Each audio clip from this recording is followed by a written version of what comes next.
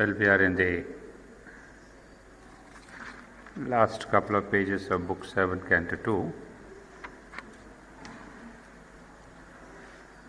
But as we said earlier,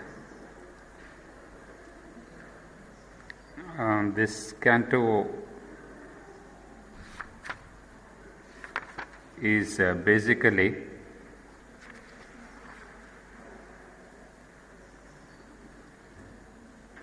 describing the process of one's search for one's soul.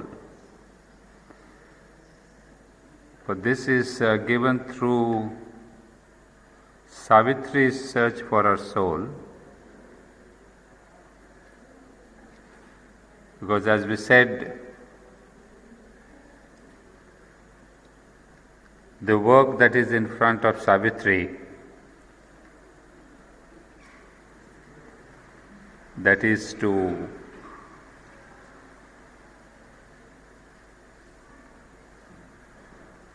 conquer death, to bring in new world, new tables, new laws, new values,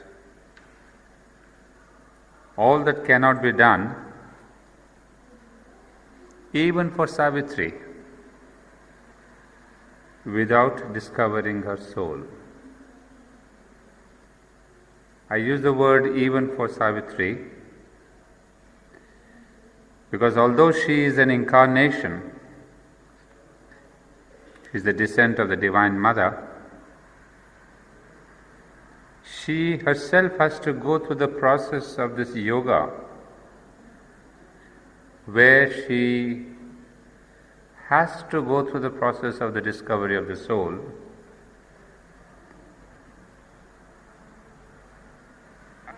because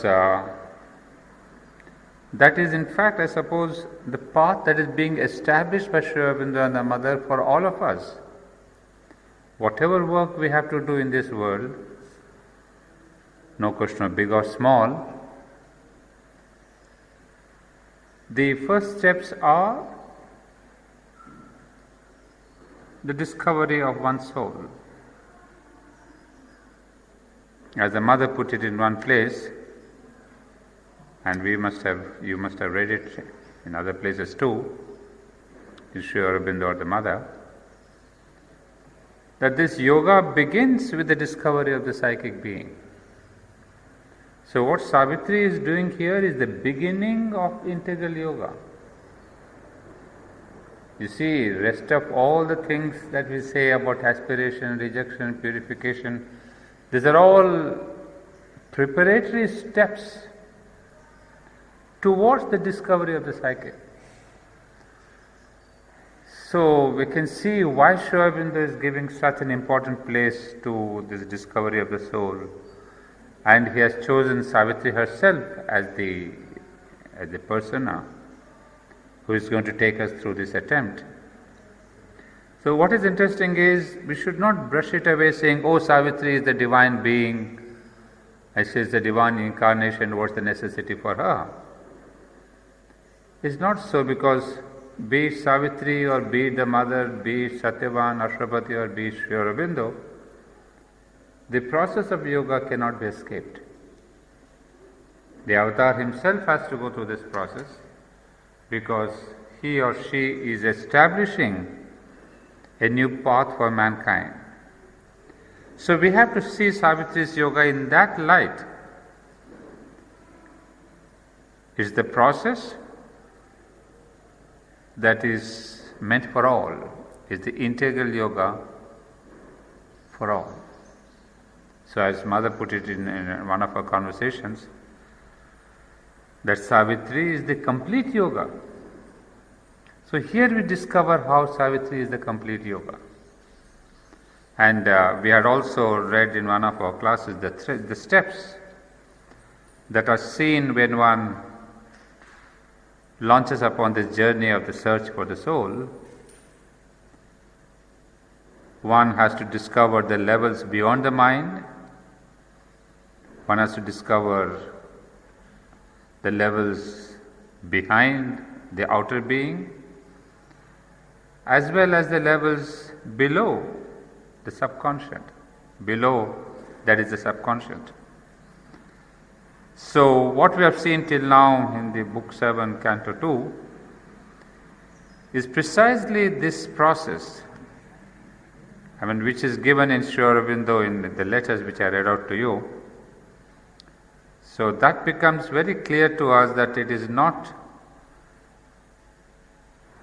exclusive to Savitri. What she is doing is not exclusive. It is exclusive in the sense, yes, she is doing it for mankind, but from the point of view of Sri Aurobindo's yoga, we have seen that he has described in the letters that is meant for all. So he has only described it more poignantly with a greater mantric force in Savitri, but the concept itself is general. So we came to the passage, the last passage was about the subliminal. And when we read this passage on the subliminal, it's quite terrifying to see that man is really very small, in the sense is quite a victim and powerless because of this deep subconscious, which really drags every thought and every feeling that is within us. Just a couple of lines to read out and give you examples of what I'm telling.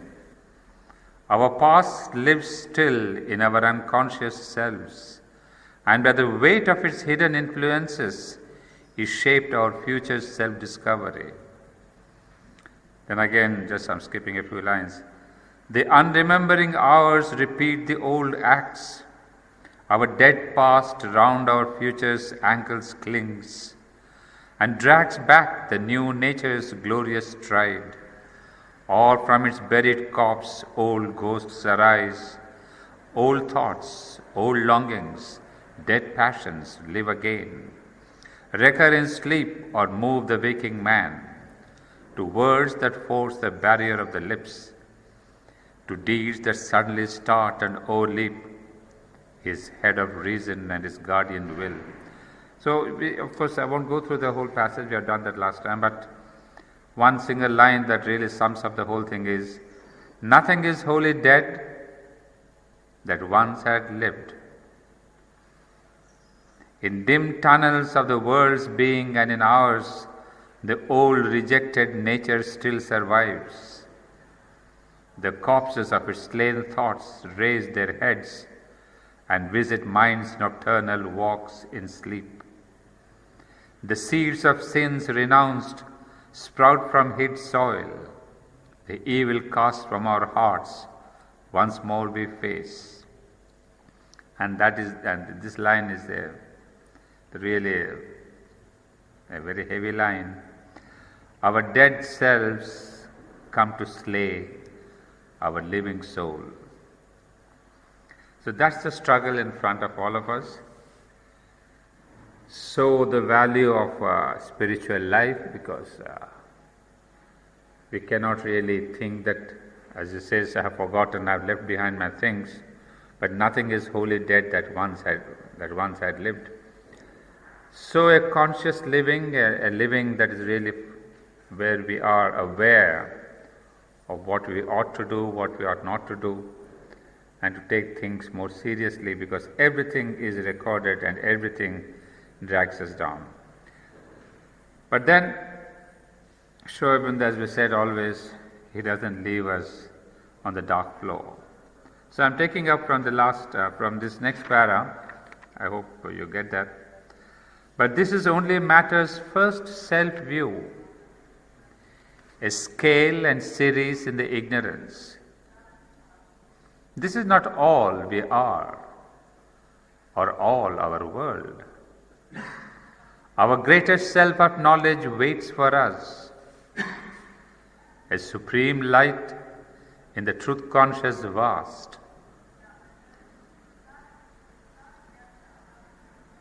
It sees from summits beyond thinking mind, It moves in a splendid air, transcending life. You see, there's such a sudden leap in the whole thing, from the dark subconscious. He zooms us up into the superconscious. That is obviously the supramental, as you can understand very clearly. So it says, our greater self-knowledge, a self of knowledge waits for us. That is the supramental being, the supramental consciousness is waiting for us. A supreme light in truth conscious vast. Vast you can see is V caps. That is the Brihat. So truth consciousness is the Satyam Ritam Brihat, the vast and the truth. So that is supermind is alluding to. It sees from summits beyond thinking mind. It moves in the splendid air, transcending life. It is a supramental consciousness. It moves splendid beyond life. It shall descend. You see the future tense. It shall descend and make earth's life divine. So there is the promise, the prophecy, the effort of Sri Aurobindo. Truth made the world, not a blind nature force. So this is the antagonism with science, which think that the world, the universe is made by energy and force. But Sri Aurobindo makes it clear, it's not a blind nature force. There is behind this nature force a great truth, a greater truth of the supermind, which is awaiting its descent. For here are not our large diviner heights. Our summits in the superconscious blaze are glorious with the very face of God. So now we have a few, from here, a description of that, our higher heights and the deeper depths. So our summits in the superconscious blaze are glorious with the very face of God. There is our aspect of eternity. There is a figure of the God we are. You see, this there he has repeated twice. It is in contrast to the previous two lines where he says, for here upon this earth, in this life, are not our large diviner heights. Where are our diviner heights? There, up in the superconscious. There is our aspect of eternity. There is the figure of the God we are. His young, unaging look on deathless things. His joy in our escape from death and time. His immortality and light and bliss. You see, of course, his joy is the Superman there. His young, unaging look, because the supramental body does not age, is the unaging look. And that is the joy from escape from death and time, because the Superman does not know anything about death and time, he is beyond all that. So he is into the immortality and light and bliss. Our larger being sits behind cryptic walls. There are greatnesses hidden in our unseen parts that wait their hour to step into life's front. We feel an aid from deep indwelling gods. One speaks within, light comes to us from above. So now you see how the poet plays with the heights and the depths, as I was telling you.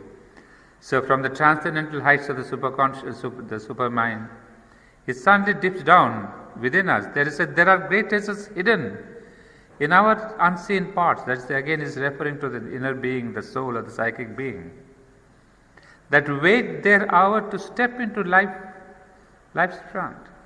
So there is the psychic being, the soul. You see, both are awaiting. The superconscious and supermind is awaiting to descend, as much as the soul, the psychic being, is awaiting to come forward. So there is a waiting, there is a future there, that wait their hour to step into life's front. We feel an aid from deep indwelling gods. One speaks within, light comes to us from above. Our soul from its mysterious chamber acts, its influence pressing on our heart and mind, pushes them to exceed their mortal selves. With this philosophy, we know it's very clear how the psychic being is pressing on our heart and mind, constantly trying to help our mortal selves.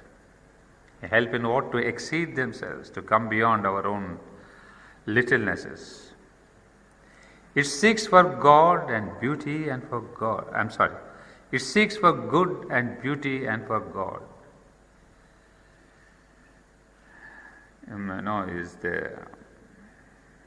In Sanskrit we have the word Satyam Shivam Sundaram. That's the truth, beauty and God. That means the inner being is constantly looking for this Satyam, Shivam and Sundaram. So it is always looking for beauty, for delight, for the divinity. And that is his pursuit, and is trying to influence the outer being and telling us that look for these things. What are the things that we ought to look in the outer life?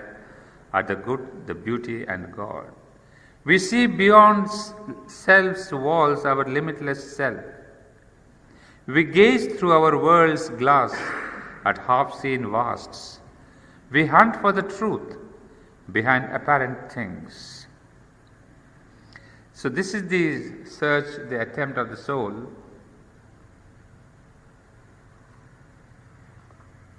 So you see, I'm again repeating the same thing, that now Savitri is discovering the subliminal.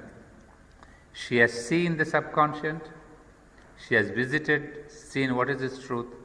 Now the last portion remains the inner mind, the inner life, the soul. So she is going the vertical level.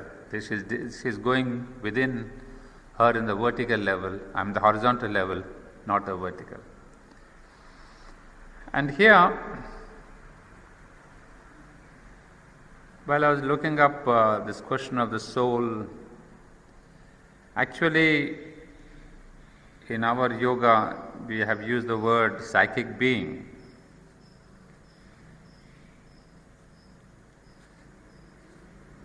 And when we see this question of the soul influencing and trying to see that our heart and mind they should try to exceed themselves. There's a fine story in Greek mythology called Cupid and Psyche. Well, I was quite surprised to see that this story, written in about 2nd century AD, in a novel called The Golden Ass or The Metamorphosis by the author Apuleius, is extremely significant. In the sense, it comes very close to what Sri Aurobindo and the mother are telling us about the psychic being and its influence. We all know the famous story of Cupid and Psyche, and those of you who are from the West and have seen lots of these paintings and exhibitions, and be it in Russia or France or any other country, Cupid and Psyche is quite a popular theme among the artists, I mean, there are amazing paintings of them, beautiful, and then there are lovely statues also, the Greek statues. The story is like this. I mean, we'll try to find out the symbolism later. There is once upon a time, a famous king who has 4 daughters, all of them exceedingly beautiful. But the youngest one, known as Psyche, is obviously the most beautiful one. And just like we remember Savitri, she's so beautiful and she's so good that nobody is ready to marry her. And not only nobody is ready to marry her, but even the gods are jealous of her beauty. So Venus, who is supposed to be the goddess of beauty, she tells her son Cupid that you go and shoot that arrow on her so that she may fall in love with a beast. You know, this is what is there in Greek mythology. Whomever Cupid shoots with his arrow, the person falls in love with the other person who has the same arrow. So Cupid, obeying his mother, he goes to Psyche. He's about to shoot the arrow, but then he looks at Venus, at Psyche, and he himself falls in love with her, says, "Wow, what a beautiful person."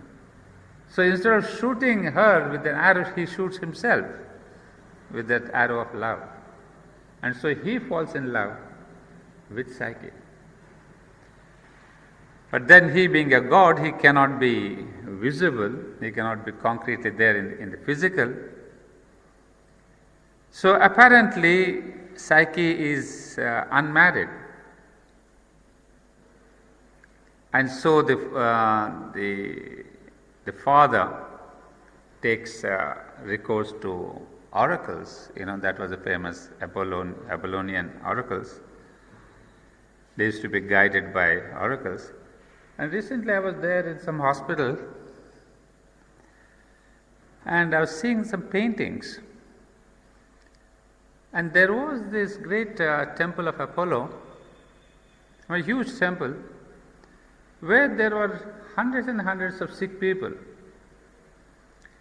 They used to come to this temple in order to get the voice of the oracle which tells them what is the treatment they should have. So the temple was more or less like an open hospital. So they took even this treatment from Apollo, from oracles. So it was a very common part of the Greek life to go to the temple and ask God for, be it the physical treatment or the wars or something, anything and everything kind of. So obviously the king also goes to the oracle and says, "What am I to do with Psyche?" Then the oracle tells him that your daughter will be getting married to a monster, so you go and leave her on top of a mountain. So she is left all alone, and soon enough she is transported to a palace, and there she gets love from an invisible personality. There are lots of people who serve her and she is all comfortable in that beautiful palace. But the person with whom she is in love, or the person who loves her, is not visible. So she is all comfortable, but she says, "Who is the person who loves me?" So after a while, of course, she gets bored with being alone, all comfortable and beautiful, but no person around. So she asked this invisible person that, "Can I call as companions my own sisters to stay with me for a while?" She gets the permission. And so the three sisters come to live with her, because they are jealous to see that their youngest sister is also comfortable, lovely palace, etc., etc. After some time, the sisters say, hey Psyche, why don't you try and see who this person is? When he comes at night, have a peep at him, because she was forewarned that she should not try to peep or look at him. So they instigate her, and then ultimately she gives in. She says, "All right." And so I think I remember my paintings in Louvre, or I don't know where. Psyche leans over Apollo, over Cupid. He's sleeping on a couch, and when she leans over him with a candle in her hand, the wax of the candle falls on his body, and he wakes up. So this is the painting I still have in my memory. An extraordinarily beautiful painting. You can imagine he lying down and she goes to peep at him. So when he wakes up, he says, "Well, you have done what you are not supposed to do. So sorry, the game is over." He vanishes, the palace vanishes, everything is back to square one. So they are back with their father, And now the father says, now what are we to do? So he goes back. No, he doesn't go back. Then Cupid, who had really fallen in love, now he takes up the case and he goes to Zeus, the head of the gods in Greek mythology, the supreme god, and pleads with him that his own mother Venus should take away this curse and this jealousy. So Zeus being the boss, and he says, Venus, don't do that, and the curse is withdrawn. So he becomes visible, the beautiful Cupid, and the usual story, they get married and live happily ever after. So that's the Cupid and Psyche. It's a very beautiful story, but I think we who have been into Sri Aurobindo, we understand. The Psyche is the real Psyche within, psychic being, as we say. Obviously, that's the most beautiful part of our being. And there are 4 of them. Obviously, mind, vital, physical, and the psychic being. Psychic being is the most beautiful one. And nobody can marry the psychic being because it's too beyond any human reach. So psychic being is left alone. But psychic is approached by God, the God of love, the supreme Godhead, the superconscious Godhead. What we in our philosophy would call the psychic is connecting the soul, the supreme soul or the higher self. So this psychic being connects with this higher being, and it is there that is bliss, is beauty, is God, whatever Sri Aurobindo is telling us, is comfortable. But then not for too long, because as it says here, its influence pressing on our heart and mind pushes them to exceed their mortal selves. Psychic cannot stay for itself, live by itself. It has to work on the mind, life and body. It's trying to constantly influence. It has not come to earth had it not been for this great work. So here too in the story we see it calls the mind, life and body, the 3 sisters, so that it can act on them. But as Sri Aurobindo has described here in all these pages, it's not so easy. There is the subconscious, there is the subliminal, there are this mental vital, who kind of poison the whole atmosphere around, and there the influence of the psychic being and the connection with his supreme self is disconnected. That is what is our sad psychic being. We do not have the connection with our higher self because of these barriers of the mind, life and body. So that is what is happening in the reality situation also. But then ultimately what happens? The Supreme God is asked for the grace, and that is what the Supreme Mother does. When we implore to the Mother to come down and give us the grace, so with her grace, the connection is remade with its higher Supreme Self. You see, when I read this story, I was amazed at how close it comes to our own interpretation of the psychic being. Of course, in those times it might have been a story, but surely they have caught the truth of the psychic being. And then I looked up some other dictionary to see the Greek word, the word psyche comes from the Latin, where the original meaning is butterfly. Again it clicks with our meaning. The butterfly is the transformed body, and the transformation comes, it's like the butterfly which comes out in its, what is that called, cocoon, where it is pretty ugly, but out of the cocoon when it comes out, you see the beautiful butterfly. So this is the same thing in our own psychic being, in our own yoga. It is the same thing. Out of the cocoon of the mind, vital life, the psychic being comes out. That is the new body, and that's what the Mother had referred to, that the future body will be made by and out of the psychic being. So you see, these are not, and then it's very amazing, very interesting to know that is the Mother who introduced the word psychic being in Sri Aurobindo's yoga. Up until then, Sri Aurobindo was using the word soul. So she really brought in not only the old Latin meaning, but again the meaning of the transformed body. You see, the cocoon getting transformed into the butterfly. That is the entire outer being getting transformed into the psychic being. So there's so many meaning that comes, that scientists sprout when we look at this whole thing. at a greater level. So here we see, now this is where we have passage on the soul. But now, as we said, there is the inner mind, the inner vital, inner physical.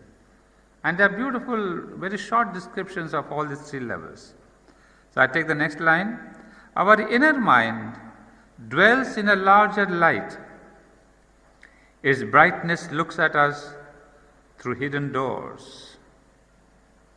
Our members luminous grow, and wisdom's face appears in the doorway of the mystic ward. When she enters into our house of outward sense, then we look up and see above her sun. So this is the working of the inner mind.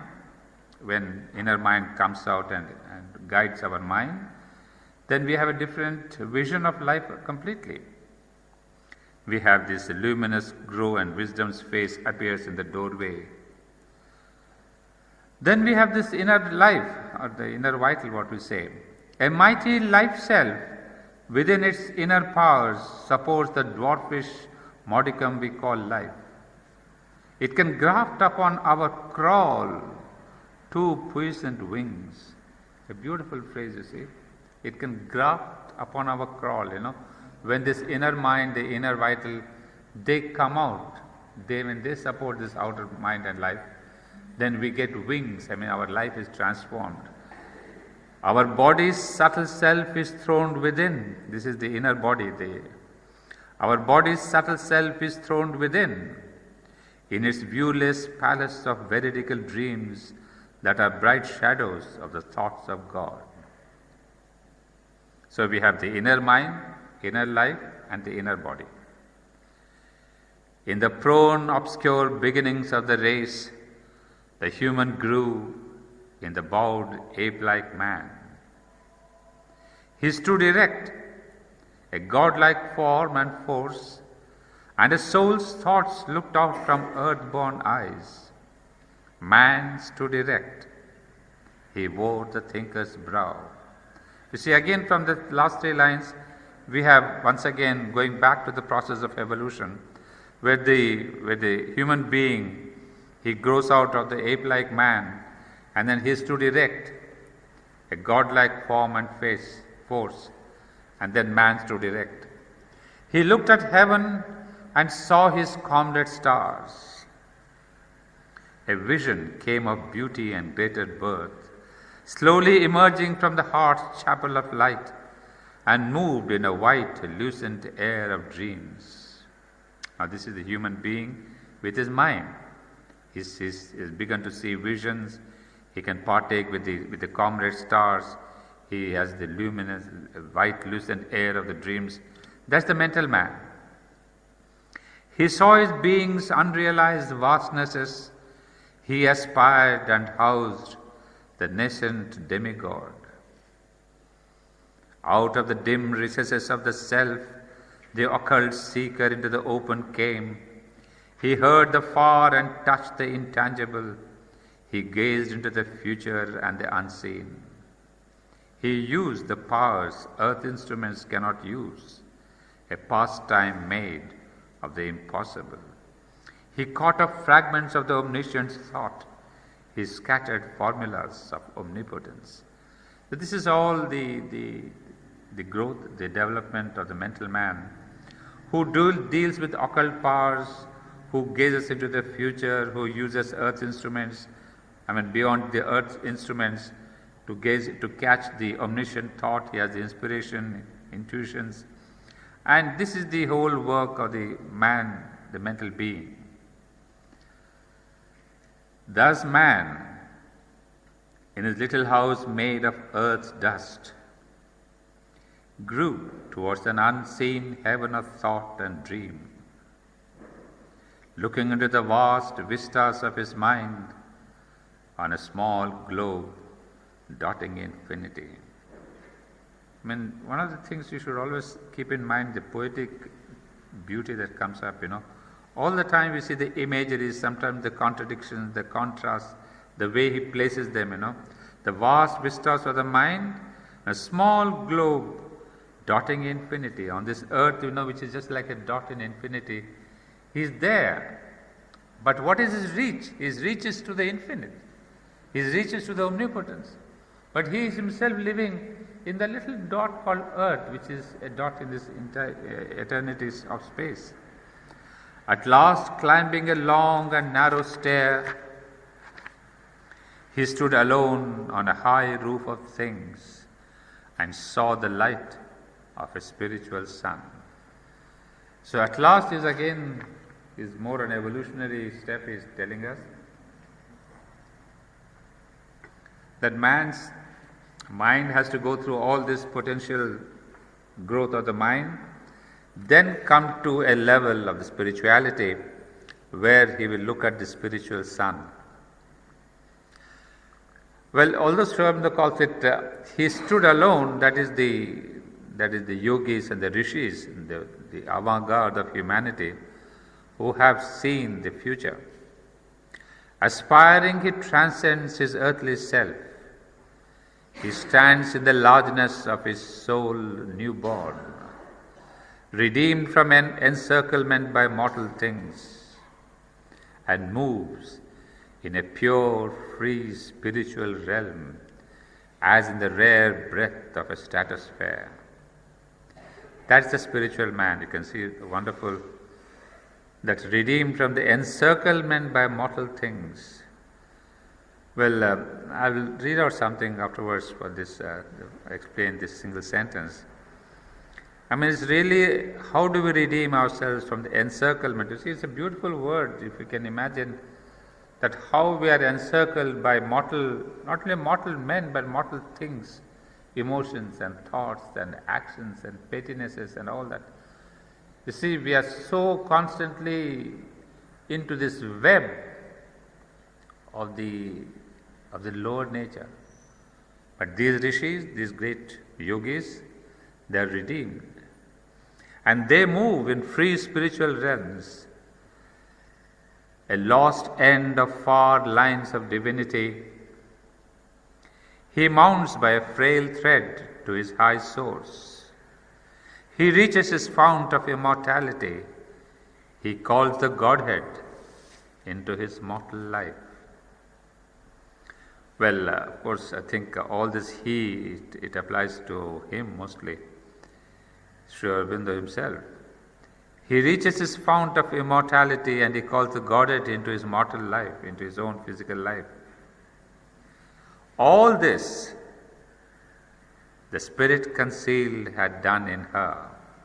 You see, suddenly there's a complete transition, a new phase, Till now there was the description of the inner being, the outer being, the subliminal, etc., etc. And now he kind of, with magic wand, he returns to Savitri, because it is Savitri who was visiting all these places. We had almost lost touch with her, but now Sri Aurobindo brings it back, and he says, all this the Spirit concealed had done in her, in Savitri. A portion of the mighty Mother came into her as into its own human part. You see, we know now that this entire universal consciousness, the subconscious, etc., all that she has been viewing had come into her because it's the universal Mother which had incarnated in her. Amid the cosmic workings of the gods, it marked her the center of a wide-drawn scheme. You see, amid the cosmic working of the gods, it marked her is Savitri, the center of a wide-drawn scheme. Now she is going to be the center of the evolutionary process, dreamed in the passion of her far-seeing spirit to mold humanity into God's own shape. So Savitri, this is Savitri's work, her mission, and that's what is the Divine Mother doing. She has chosen Savitri because she has to mold humanity into God's own shape and lead this great blind struggling world to light, or a new world discover or create. You see, there's a beautiful word here. And lead this great blind struggling world. It's not just blind struggling world, he calls it great. It is great because of its great potential. This world at present is blind, is in ignorance, but it has immense potentiality. So, on this great blind struggling world to light, new world, discover or create a new world. So these are both the possibilities are there, that Savitri may create a new world or transport a new world upon earth. So both the possibilities are there. A new world is born from this earth or a new world is brought upon this earth. So for both, she is the person. Earth must transform herself and equal heaven, or heaven descend into earth's mortal state. This is the option. What we get clear, a new world discover or create. So the first line is this, that earth itself must transform. There must be an evolution from earth towards heaven.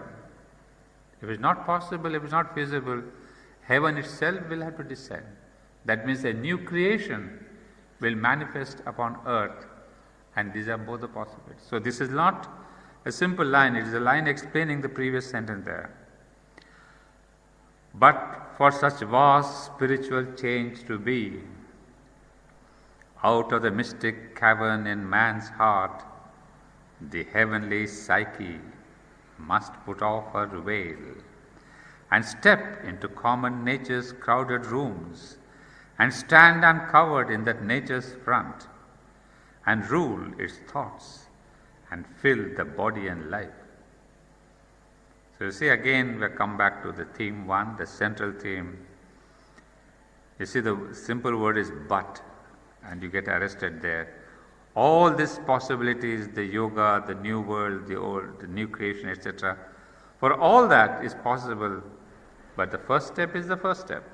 For such a vast spiritual change to be, out of the mystic cavern in man's heart, that is where the psychic being is hidden, the heavenly psyche must put off her veil, and step into common nature's crowded rooms. Beautiful description of our outer world, because our mind is, and the vital, the mental, the physical, we are all having so many rooms where we are enclosing ourselves, and the psychic being must come into all those rooms, shedding its light, and stand uncovered in that nature's front.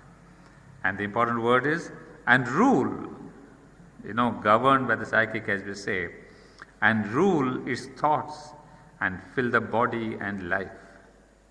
So we have the mental, physical, and the vital. All the three have to be governed by the psychic before anything can happen, before any transformation can take place.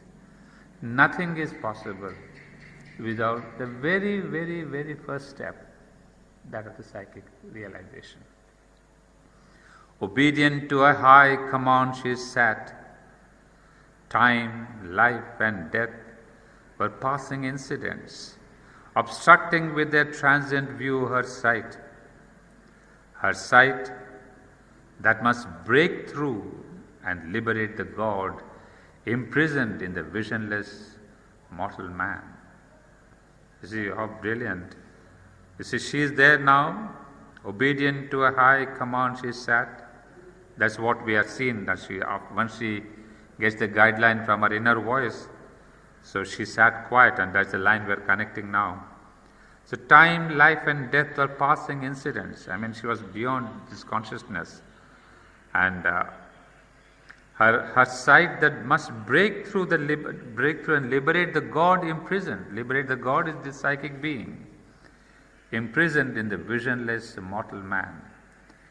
You see, all the time he is telling us about this blind, struggling earth, or again the visionless mortal man, because this visionless mortal man is represented by Dhimatsena himself, who was blind king. So the psychic being which is imprisoned must be liberated. The inferior nature born into ignorance still took too large a place. It veiled herself and must be pushed aside. to find her soul. You see how many times we have got this phrase, to find her soul, in search of her soul, to look for her soul.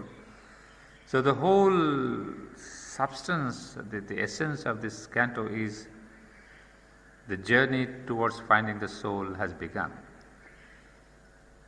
And what it means, you see, she herself is writing, Sri Aurobindo is writing here, the inferior nature born into ignorance still took too large a place. It is taking too much of our importance, the outer being, the outer life, the outer sensations. She says too long, too big, too large. So all this must be pushed aside to find her soul. So you cannot really have this question of finding the soul without this basic decision, the attempt to really push the soul, push the outer world out. And one of the first things that we realize in another context, Sri Aurobindo tells us, I think on the very practical level, I think what all we have seen here, the process that begins, there is a practical aspect to that. And that practical aspect is what is described by the Sankhya Yoga,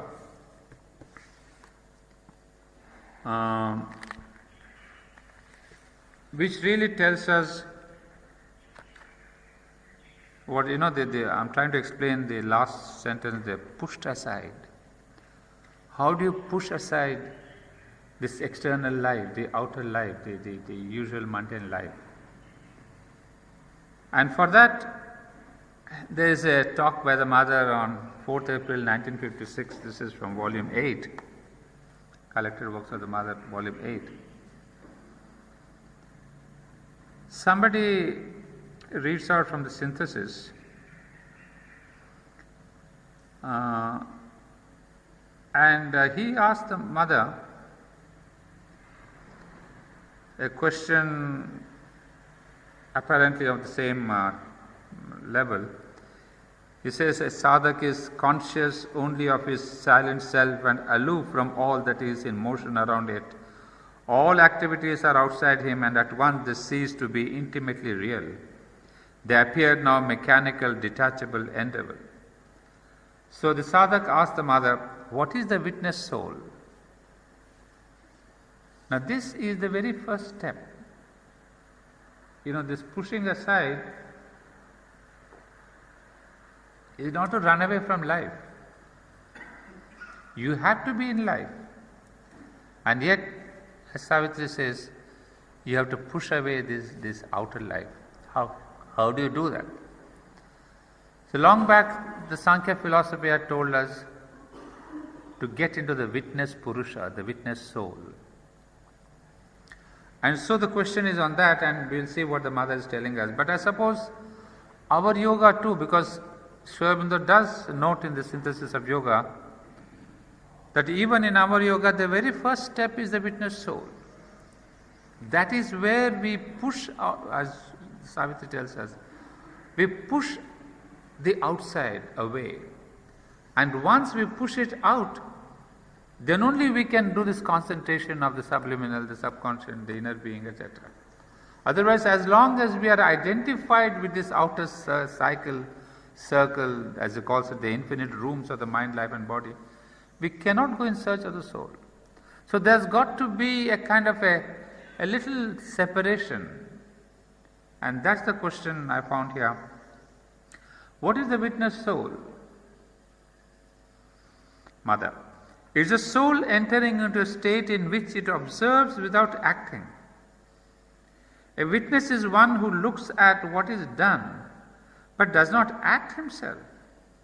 So when the soul is in a state in which it does not participate in the action, does not act through nature, simply draws back and observes, it becomes a witness soul. If one wants to stop the outer activities, This is the best method.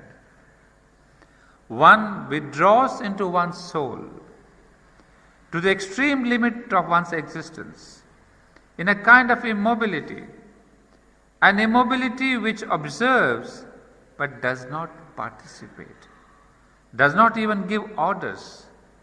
That's all. You don't understand?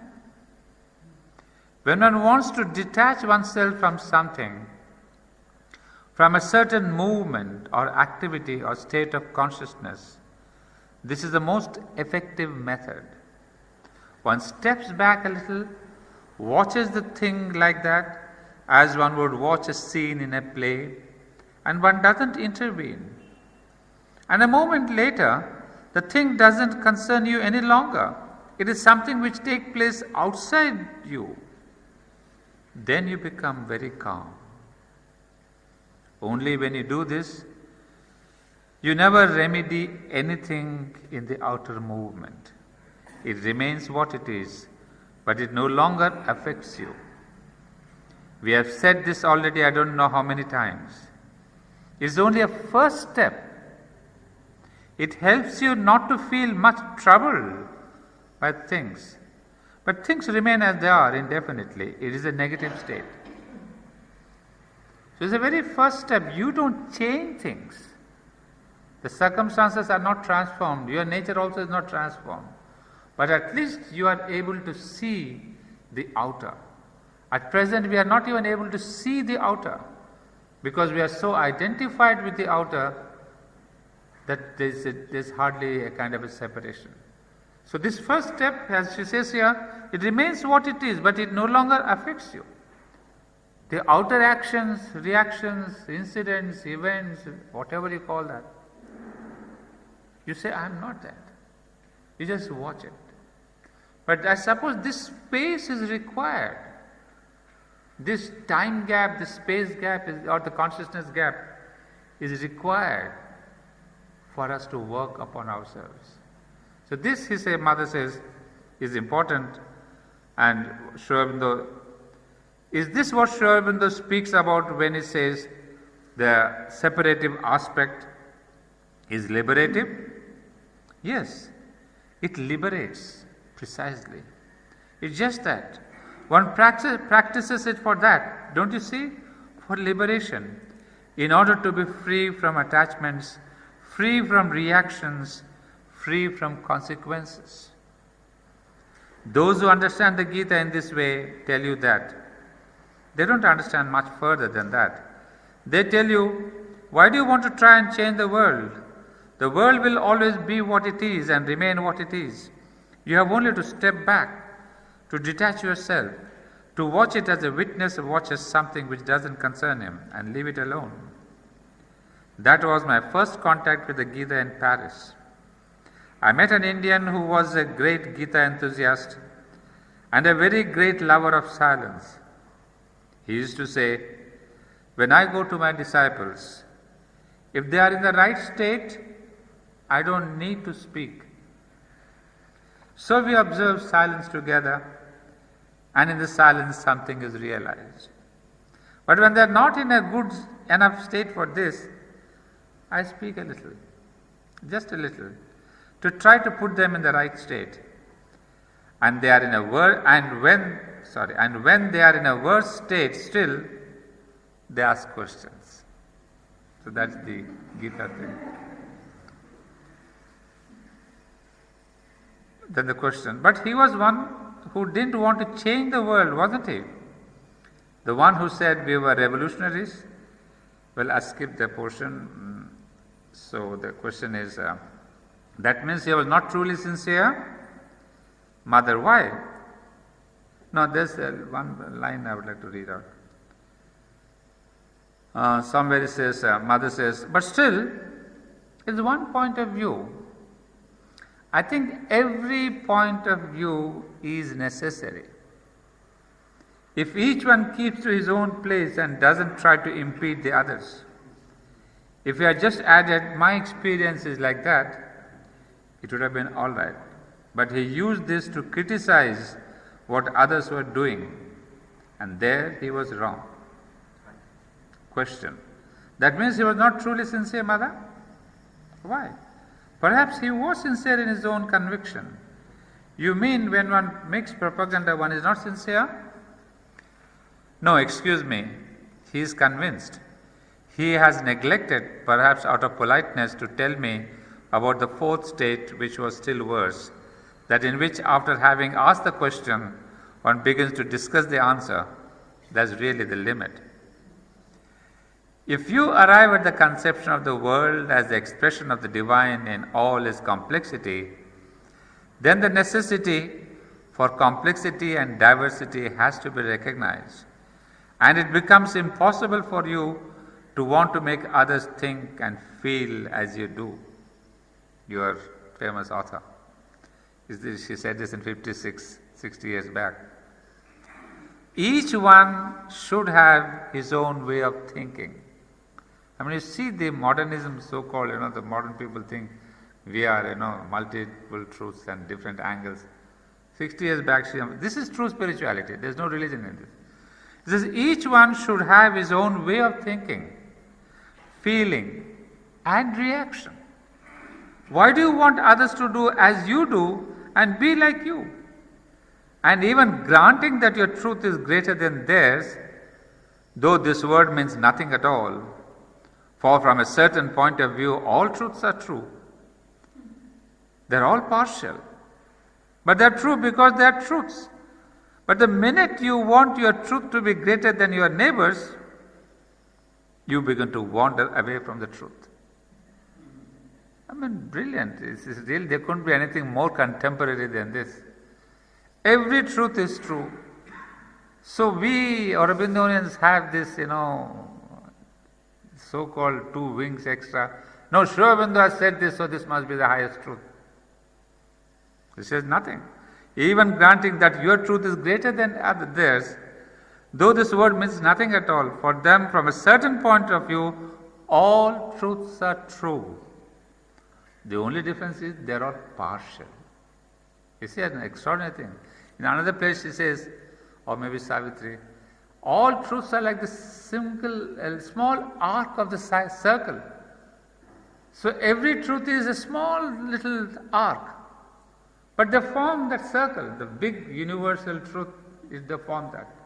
But if you say my arc is the greatest one, immediately you are out of the circle. So be part of the circle. You may occupy 1.5 inch arc or 1.23 inches arc, but you are there. So this is absolute spiritual truth, I would say. They are all partial, but they are true because they are truths. But the minute you want your truth to be greater than your neighbor's, you begin to wander away from the truth. This habit of wanting to compel others to think as you do has always seemed very strange to me. This is what I call the propagandist spirit, and it goes very far. You can go one step further and want people to do what you want to do, what you do, feel as you feel, and then it becomes a frightful uniformity. I mean, Mr. Ashok Bhai, you should put this in your management that really we are trying not to be never emphasize on my truth or the truth. There is nothing called the truth. I mean, I'm telling this amongst Aurobindonians ourselves because we have the tendency to call the truth, his truth. Because, as I say, one thing that really shocked me, in fact, beyond my wits was on Sri Aurobindo's birthday message, 15th of August 1972. Remember that?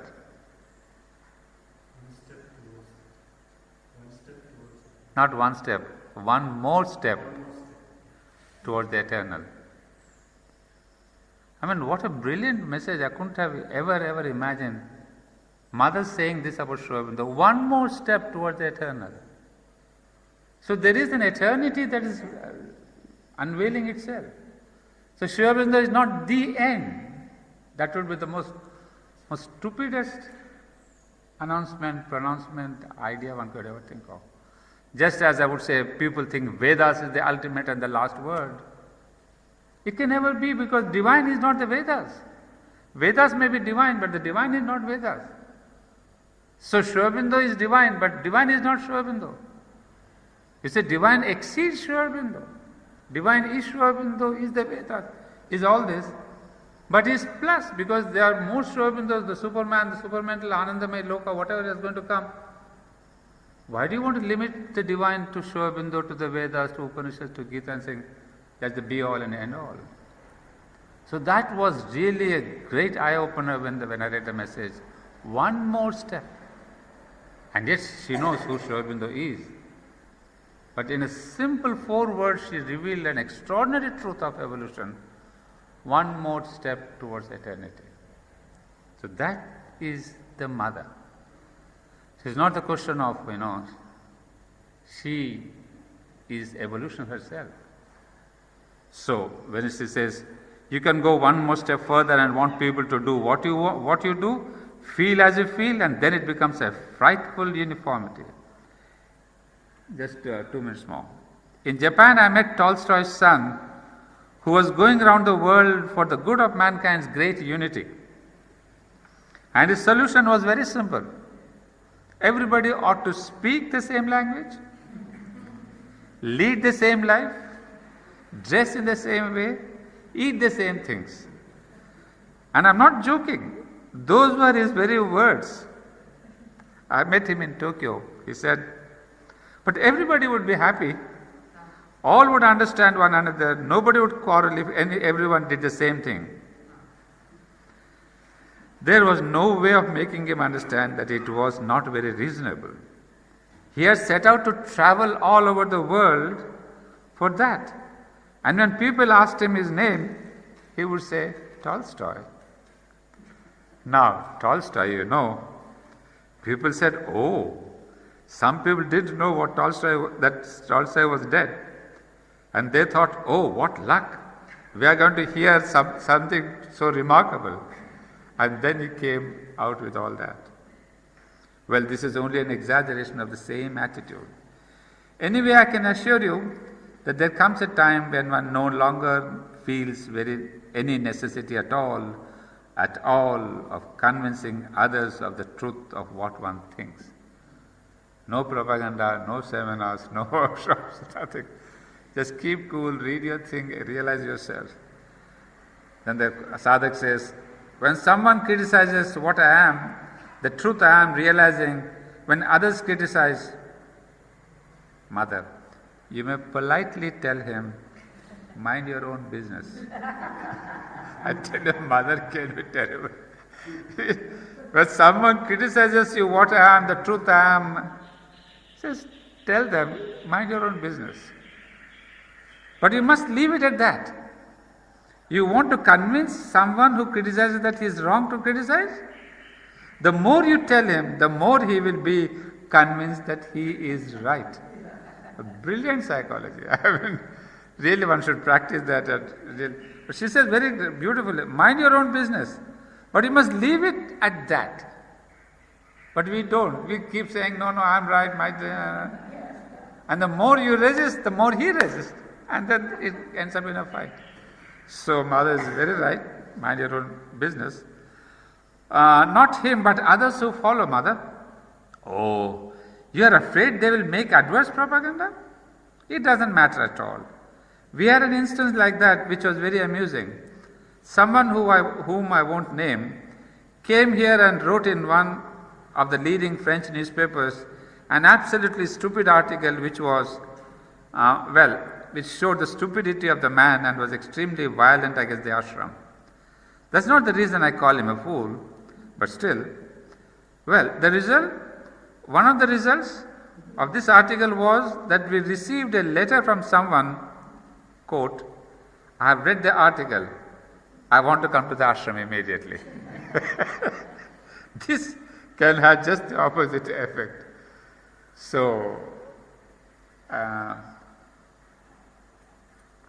just to continue with the same thing, long back, some of you may be aware, some may not be aware, when the agenda was the point of discussion, debate, fights, quarrels, misunderstanding. I had asked Champaklalji once, I said, what's happening with this agenda, Satprem and all that? He said, don't worry. The divine has its own ways of attracting people. So through reading agendas, so many have come to Auroville.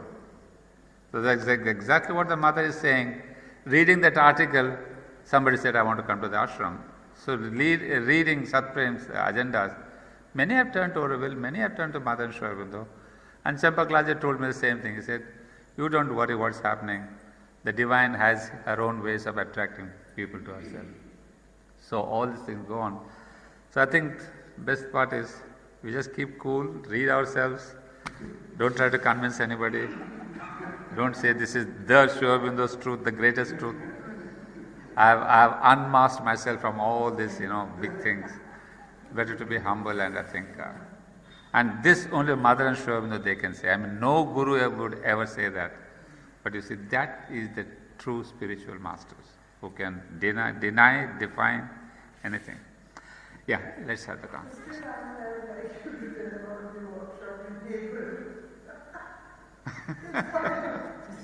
Go on with it. Well, Anandi would inform that later, but yeah, it's part of the joke, I suppose. Well, in April, on 12th, 13th, 14th, or 11th, 12th, 13th, we are having a workshop at Sakar, themes taken from the Life Divine. And the themes are very practical and all, I mean, I have nothing to say, it's all Sri Aurobindo's. I'm trying to put it forward in a simple language. And very practical ones, why stop desiring? So I think some people may desire more after the talk and some people may desire less, but I put the question, why stop desiring? The next theme is God being all good, who created evil and pain? Because we have a lot of habit to blame Him for every pain that we have. And the third one is? Do you believe in rebirth? So in rebirth. So these are very practical questions, philosophy. 3 days and 2.5 days, these are the topics we'll discuss. It's a workshop, so it's not one man speaking, it is a lot of us speaking. Well, that announcement will come, I think, in your news and notes in due time. Well, that's it. So, very interesting, Savitri. Yeah, it has come tomorrow. Yeah, let's have the concept.